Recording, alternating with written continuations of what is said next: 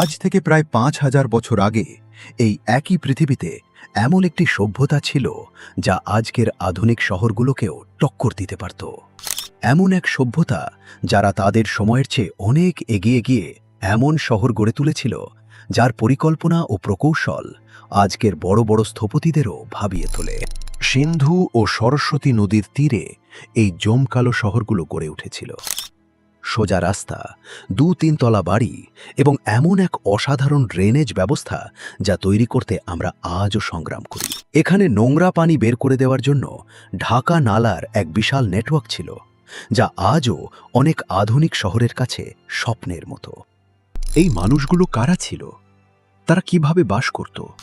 তারা এসব কিভাবে সম্ভব করেছিল? তাদের শহরগুলো ছিল আজকের মেট্রোপলিটন শহরের মতো। তাদের বাণিজ্য মেসোপটেমিয়া পর্যন্ত ছড়িয়ে পড়েছিল এবং তাদের সমাজ ছিল অত্যন্ত সুসংগঠিত ও শান্তিপ্রিয়। কিন্তু হঠাৎ করে সবকিছু নীরব হয়ে গেল। এক বিশাল সভ্যতা যা মিশর ও মেসোপটেমিয়ার সভ্যতাকে একসাথে মিলিয়েও তার চেয়ে বড় এলাকায় বিস্তৃত ছিল, তার শীর্ষে পৌঁছে শুধু অদৃশ্য হয়ে গেল।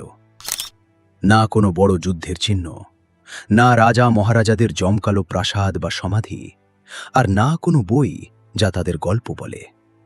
শুধু এক রহস্যময় নীরবতা যা হাজার হাজার বছর ধরে ইতিহাসবিদ ও প্রত্নতাত্ত্বিকদের বিরক্ত করে চলেছে। তাদের লক্ষ লক্ষ মানুষের কি হয়েছিল? তারা কোথায় চলে গেল? এটা কি কোনো ভয়ানক বন্যা বা খরার ফল ছিল? কোনো মহামারীর আক্রমণ ছিল? নাকি এমন কোনো গভীর রহস্য যা আজও পৃথিবীর কাছে লুকিয়ে আছে?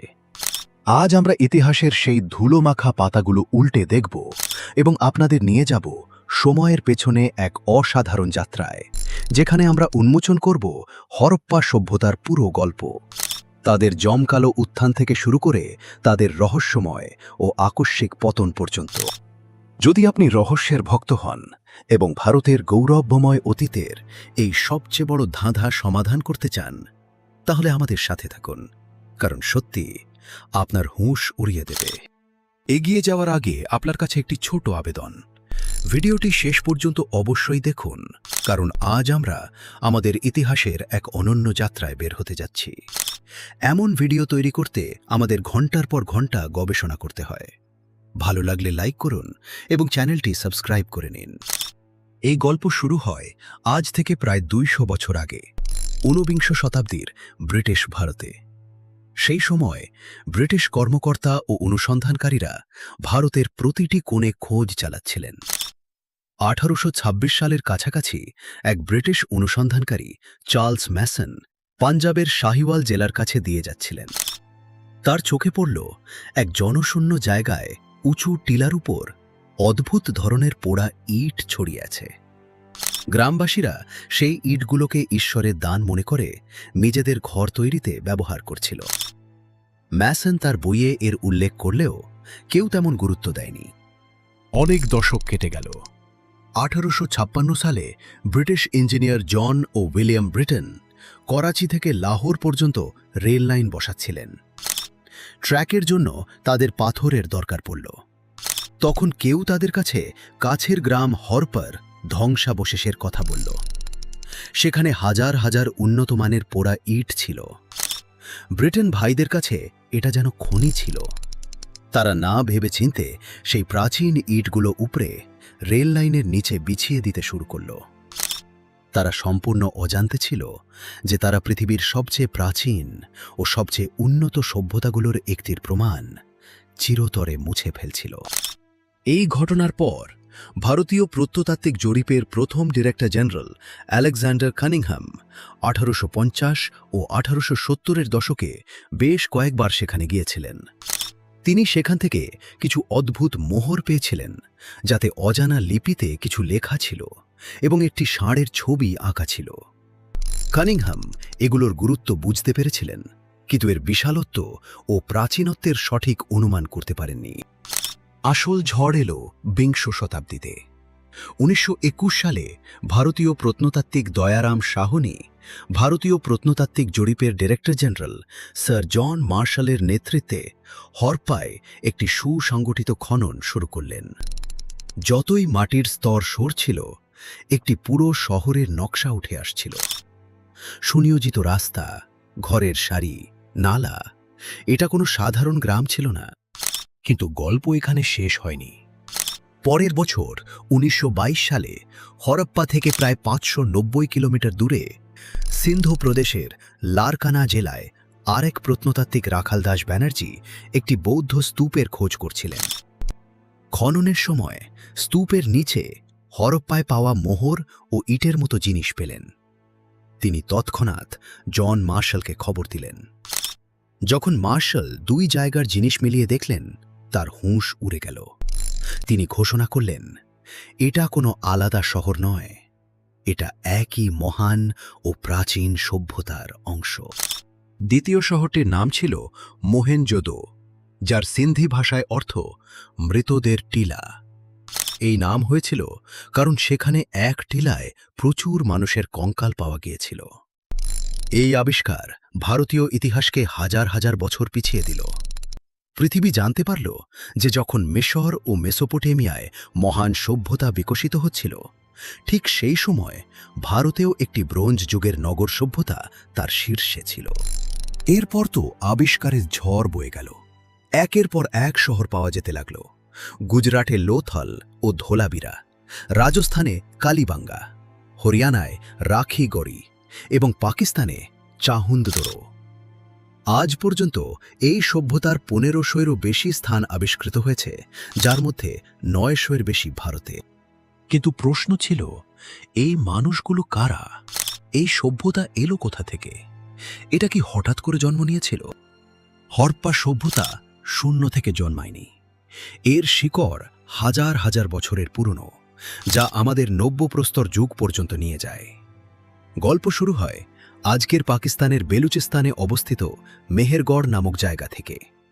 এটি বলান নদীর কাছে এক উর্বর সমভূমিতে অবস্থিত প্রাচীন স্থান, যাকে হরপ্পা সভ্যতার অগ্রদূত বা বীজ বলে মনে করা হয়। আজ থেকে প্রায় ৯,০০০ বছর আগে, অর্থাৎ ৭,০০০ খ্রিস্টপূর্বাব্দের কাছাকাছি সময়ে, মেহেরগড়ে দক্ষিণ এশিয়ার কিছু প্রথম কৃষক ও পশুপাল করা বসতি স্থাপন শুরু করে। এই মানুষেরা শিকারী জীবন ছেড়ে স্থায়ী জীবনের দিকে এগোচ্ছিল। তারা বিশ্বে প্রথমবার গম ও যবের মতো ফসল চাষ করেছিল এবং ভেড়া, ছাগল ও গবাদি পশু পালন শুরু করেছিল। শুরুর দিকে তারা মাটির কাঁচা ইট দিয়ে তৈরি সাধারণ ঘরে থাকত। হাজার হাজার বছর ধরে মেহেরগড় ধীরে ধীরে বিকশিত হয়েছে। তারা মাটির পাত্র তৈরি করতে শিখেছিল, যন্ত্রপাতি তৈরিতে দক্ষতা অর্জন করেছিল এবং কিছু কবরে মৃতদের সাথে যন্ত্রপাতি, গয়না ও বলি দেওয়া ছাগলও সমাধিস্থ করা হয়েছে, যা দেখায় যে তারা হয়তো মৃত্যুর পরের জীবনে বিশ্বাস করত। মেহেরগড় কোনো একা উজ্জ্বল তারা ছিল না। ধীরে ধীরে এই সংস্কৃতির জ্ঞান ও প্রযুক্তি সিন্ধু ও তার শাখা নদীগুলোর বিশাল উর্বর সমভূমির দিকে ছড়িয়ে পড়তে লাগল। প্রায় ৩৩০০ খ্রিস্টপূর্বাব্দ পর্যন্ত আমরা এক নতুন যুগে প্রবেশ করি, যাকে প্রারম্ভিক হরপ্পা পর্যায়ে বলা হয়। এই সময়ে ছোট ছোট গ্রাম বড় শহরে রূপান্তরিত হতে শুরু করে। এই মানুষেরা অনেক গুরুত্বপূর্ণ জিনিস শিখেছিল, যা পরবর্তীকালে হরপ্পা সভ্যতার পরিচয় হয়ে উঠেছিল। তারা পোড়া ইট ব্যবহার শুরু করেছিল, যা বন্যা ও আবহাওয়ার আঘাত সহ্য করতে আরও শক্তিশালী ছিল। তাদের মাটির পাত্রে সুন্দর নকশা আঁকা হতে লাগল এবং তারা তামা ও কাঁসার মতো ধাতু ব্যবহার শুরু করেছিল। এক ধরনের বাণিজ্য নেটওয়ার্কও গড়ে উঠেছিল, যার মাধ্যমে মূল্যবান পাথর যেমন ল্যাপিস লাজুলি আফগানিস্তান থেকে এবং অন্যান্য কাঁচামাল দূর দূরান্ত থেকে আসতে শুরু করেছিল। এই যুগের আরেকটি বিশেষত্ব ছিল নিরাপত্তার প্রতি বাড়তি গুরুত্ব। অনেক বসতির চারপাশে দেওয়াল তৈরি করা হয়েছিল, যা হয়তো বাইরের আক্রমণ বা জন্তু থেকে রক্ষা পাওয়ার জন্য। এই প্রারম্ভিক পর্যায়ে প্রায় ৭০০ বছর চলেছিল। এটা ছিল এক ধরনের প্রস্তুতির সময়। মানুষ নতুন প্রযুক্তি শিখেছিল, সমাজ গড়েছিল এবং বাণিজ্য করতে শিখেছিল। তারা সেই ভিত্তি তৈরি করেছিল যার উপর এক জমকালো নগর সভ্যতার প্রাসাদ দাঁড়াতে যাচ্ছিল। কিন্তু তারপর এমন কিছু ঘটল যা এই উন্নয়নের গতিকে হঠাৎ করে অনেক বাড়িয়ে দিল। এক অসাধারণ বিপ্লব ঘটল, যা এই ছোট ছোট শহরগুলোকে পৃথিবীর সবচেয়ে সুনিয়োজিত মহানগরে রূপান্তরিত করল। প্রায় 2600 খ্রিস্টপূর্বাব্দে সিন্ধু উপত্যকায় এক অসাধারণ নগরায়নের বিস্ফোরণ ঘটল। এটাই সেই সময় যাকে আমরা পরিপক্ক হরপ্পা পর্যায় বলে জানি। এটা ছিল সভ্যতার স্বর্ণযুগ, যা প্রায় 700 বছর ধরে চলেছিল। এই সময়ে এই সভ্যতা তার শীর্ষে পৌঁছেছিল এবং এক বিশাল এলাকায় ছড়িয়ে পড়েছিল। এর বিস্তার ছিল প্রায় 13 লক্ষ বর্গ কিলোমিটার, উত্তরে জম্মু কাশ্মীর থেকে দক্ষিণে মহারাষ্ট্র পর্যন্ত এবং পূর্বে উত্তরপ্রদেশ থেকে পশ্চিমে পাকিস্তান ইরান সীমান্ত পর্যন্ত। এটা সেই সময়ের মিশর ও মেসোপটেমিয়ার সভ্যতার মোট এলাকার চেয়েও অনেক বড় ছিল। তাহলে আমার সাথে 4500 বছর পিছনে চলুন এবং এই সভ্যতার সবচেয়ে বিখ্যাত শহর মোহেনজোদড়োর গলিতে ঘুরে আসি, যাতে দেখতে পারি এই স্বর্ণযুগ আসলে কেমন দেখাতো। শহরে ঢোকার সাথে সাথে সবচেয়ে প্রথম যে জিনিস আমাদের অবাক করে তা হল এর অবিশ্বাস্যভাবে সুনিয়োজিত লেআউট। এখানে কোনো আঁকাবাঁকা বা সরু গলি নেই। পুরো শহর একটি গ্রিড প্যাটার্নে তৈরি, যেন কেউ স্কেল ও কম্পাস দিয়ে তার নকশা এঁকেছে। প্রধান রাস্তাগুলো একদম সোজা, যা উত্তর দক্ষিণ ও পূর্ব পশ্চিম দিকে যায় এবং একে অপরকে 90 ডিগ্রি কোণে কাটে। পুরো শহর মূলত 2 ভাগে বিভক্ত। পশ্চিমাংশ একটি উঁচু চত্বরের উপর তৈরি, যাকে প্রত্নতাত্ত্বিকরা গড় বা সিটাডেল বলেন। মনে হয় এটা শহরের প্রশাসনিক বা ধর্মীয় কেন্দ্র ছিল। পূর্বাংশ, যাকে নিচু শহর বলা হয়, অনেক বড় এবং সাধারণ মানুষ সেখানে থাকত। এখন আমরা নিচু শহরের এক গলিতে হাঁটছি। আমাদের দুপাশে পোড়া ইটের তৈরি ঘর। এখানকার প্রতিটি ইট একই স্ট্যান্ডার্ড সাইজ ও অনুপাতের, তা মোহেনজোদড়োতেই হোক বা 600 কিলোমিটার দূরের হরপ্পাতেই হোক। এটা প্রমাণ করে যে পুরো সভ্যতায় নির্মাণের জন্য একই নিয়ম ছিল। বেশিরভাগ ঘর 2 তলা বা 3 তলা। ঘরের দরজা প্রধান রাস্তায় নয়, বরং পাশের গলিতে খোলে, সম্ভবত গোপনীয়তা ও রাস্তার ধুলো থেকে বাঁচার জন্য। আমরা একটি ঘরের ভিতর উকি দিই। ঘরের নকশা একটি কেন্দ্রীয় উঠোনকে ঘিরে তৈরি, যার চারপাশে ঘর। প্রায় প্রতিটি ঘরে আলাদা রান্নাঘর, বাথরুম এবং ব্যক্তিগত কুয়ো আছে। আর সবচেয়ে অবাক করা বিষয়, প্রতিটি ঘরে একটি টয়লেটও আছে, যা একটি ঢাকা নালার সাথে যুক্ত। এখন আমরা গড়ের দিকে এগোচ্ছি। এখানে আমাদের স্বাগত জানায় এক বিশাল স্থাপনা, মহান স্নানাগার। এটা একটি বড় আয়তাকার কুণ্ড, প্রায় 12 মিটার লম্বা, 7 মিটার চওড়া এবং 2.4 মিটার গভীর। পানি চুইয়ে পড়া আটকাতে দেওয়ালে জিপসাম ও বিটুমেনের মোটা আস্তরণ দেওয়া হয়েছিল। কাছের কুয়ো থেকে পানি ভরা হতো এবং নোংরা পানি বের করার জন্য আলাদা নালা ছিল। এর আসল উদ্দেশ্য কি ছিল? এটা এক রহস্য। হয়তো এটা কোনো বিশেষ ধর্মীয় অনুষ্ঠানের জন্য ব্যবহৃত হতো। গড়ের মধ্যে আরেকটি বিশাল ভবন আছে, অন্নাগার। এটা ইট দিয়ে তৈরি ভারী স্থাপনা, যেখানে বাতাস চলাচলের জন্য বিশেষ পথ আছে। এর উদ্দেশ্য সম্ভবত পুরো শহরের জন্য শস্য সংরক্ষণ করা। এটা এক শক্তিশালী কেন্দ্রীয় প্রশাসনের প্রতীক, যা কর হিসেবে শস্য সংগ্রহ করত। কিন্তু হরপ্পা সভ্যতার প্রকৌশলের সবচেয়ে বড় বিষয় মাটির উপরে নয়, মাটির নিচে লুকিয়ে আছে তাদের জল নিষ্কাশন ব্যবস্থা। এটা পৃথিবীর সবচেয়ে প্রাচীন ও সবচেয়ে উন্নত পরিচ্ছন্নতা ব্যবস্থাগুলোর একটি। প্রতিটি ঘরের নালাগুলির প্রধান নালার সাথে যুক্ত। এই নালাগুলো পোড়া ইট দিয়ে তৈরি এবং উপর থেকে ঢাকা, যাতে নোংরা না ছড়ায়। কিছু দূর পরপর ম্যানহোলও তৈরি করা হয়েছিল, যাতে পরিষ্কার করা যায়। সেই সময়ে পৃথিবীর আর কোথাও এমন ব্যবস্থা ছিল না। মোহেনজোদড়োর এই যাত্রা আমাদের দেখায় যে হরপ্পা সভ্যতা শুধু ইট ও মাটির স্তূপ ছিল না, বরং এটা চিন্তা, পরিকল্পনা ও দূরদর্শিতার এক জীবন্ত প্রমাণ ছিল। শহরের জাঁকজমকের বাইরে হরপ্পাবাসীদের জীবন ছিল পরিশ্রম ও অসাধারণ কারিগরির। তাদের সামাজিক গঠন, অর্থনীতি ও অভ্যাস তাদের শহর তৈরির পরিকল্পনার মতোই উন্নত ছিল। তারা কি পরত? হরপ্পার মানুষেরা বিশ্বে প্রথমদের মধ্যে তুলা চাষ করে কাপড় তৈরি করেছিল। মোহেনজোদড়ো থেকে রূপোর পাত্রে জড়ানো সুতির কাপড়ের টুকরো পাওয়া গেছে। মূর্তিগুলো দেখায় যে পুরুষেরা শালের মতো কাপড় জড়িয়ে রাখত, আর নারীরা সম্ভবত স্কার্ট পরত। নারী ও পুরুষ উভয়েই গয়নার শখী ছিল। ধনীরা সোনা, রূপা ও মূল্যবান পাথরের হার, বালা ও দুল পরত, আর গরিবেরা মাটি, হাড় ও ঝিনুকের গয়না পরত। তাদের খাদ্যে বৈচিত্র্য ছিল। তারা কৃষক ছিল, প্রধানত গম ও যব চাষ করত। এছাড়া মটর, তিল ও সরিষাও চাষ হতো। গুজরাটের লোথালের মতো এলাকা থেকে ধানেরও প্রমাণ পাওয়া গেছে। তারা গবাদি পশু, ভেড়া, ছাগল ও শূকর পালত, যা থেকে দুধ ও মাংস পেত। শিশুদের বিনোদনের জন্য মাটির অনেক খেলনা পাওয়া গেছে, যেমন বলদের গাড়ি, বাঁশি এবং ছোট ছোট পাশা, যা আজকের লুডোর পাশার সাথে অনেক মিলে যায়।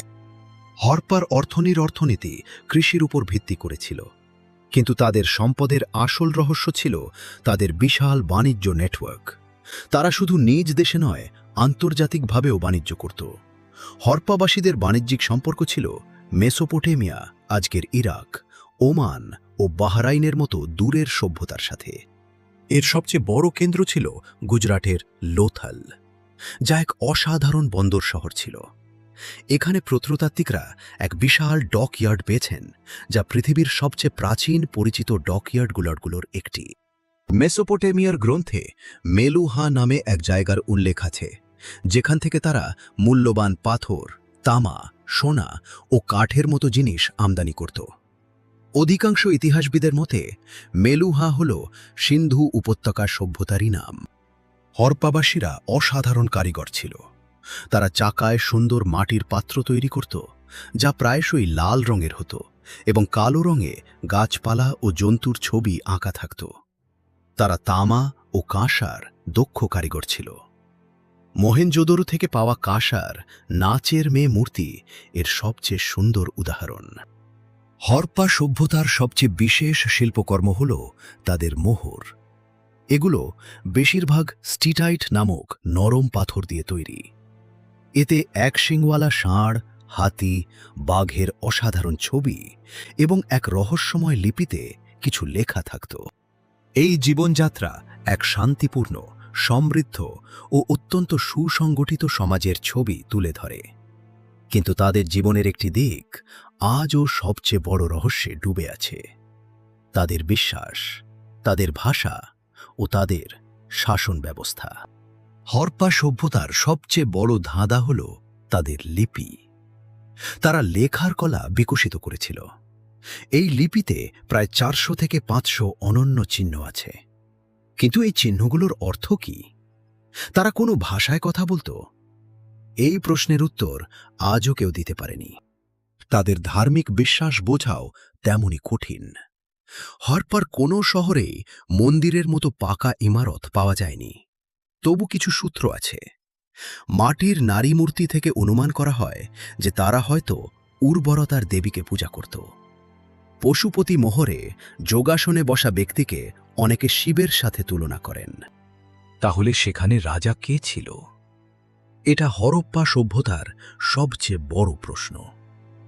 শহরের সুনির্দিষ্ট পরিকল্পনা, ইটের একই আকার এবং বিশাল বাণিজ্য নেটওয়ার্ক, এসব একটি শক্তিশালী কেন্দ্রীয় ক্ষমতা ছাড়া অসম্ভব মনে হয়।